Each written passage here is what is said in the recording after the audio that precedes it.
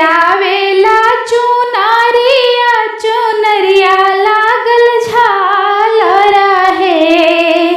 कहवा से आवेला चुनरिया चुनरिया लागल झालर है।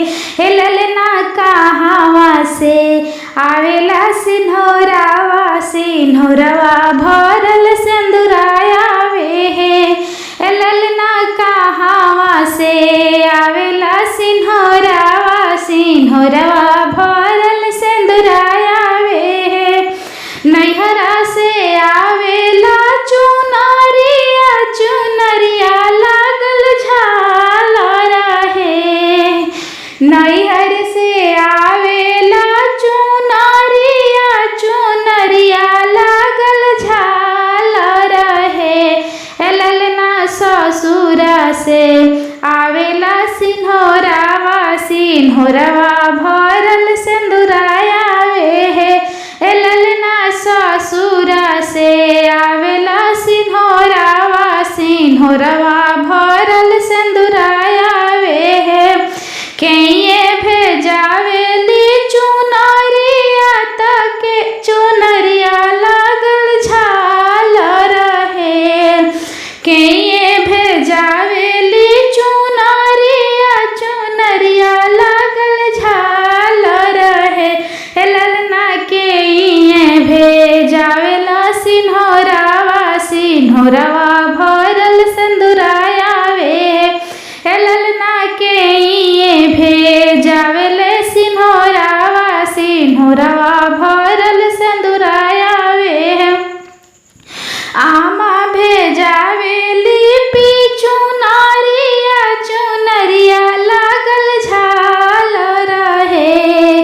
आमा भेजावेली चुनरिया चुनरिया लागल झालर है।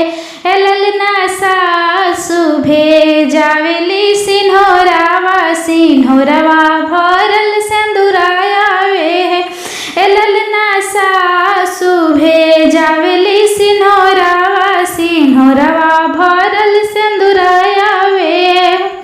कहिए ले आवेले चुनरिया चुनरिया लागल झालर है।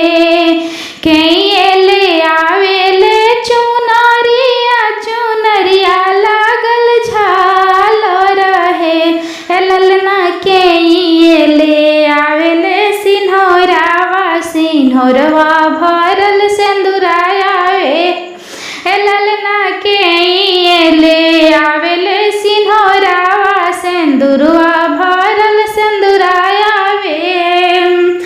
भैया ले आवेले चुनरिया चुनरिया लागल झालर है। भैया ले आवेले चुनरिया चुनरिया लागल झालर है।